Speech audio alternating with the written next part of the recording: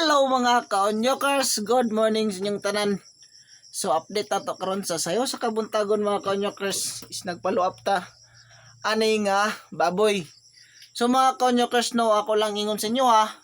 Ang pinakagana yod nga insakto nga ulag sa baboy pag mag-studying hit siya. Insakto gina siya og apil pod sa paglutas sa atong mga baktin mga kaonyokers. Gana kay siya nga anay.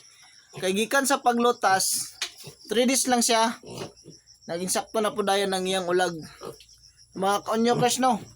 Mo ni ang akong gibuhat karon, nag-follow up ko gahapon sa gabi giay na ko ni siya.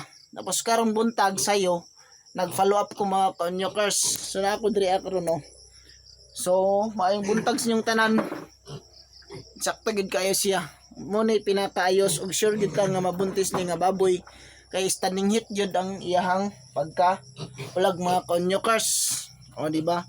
Bisan pag unsaon ninyo na siya og sakay kamba mo di na siya masuko mga kaonyokers. Bisan tag unsa ta kadako. Basta ulag ng insakto, makaingon jud nga sure jud siya nga nagulag. Diba? Og diri lang tataman. Thank you for watching mga kaonyokers.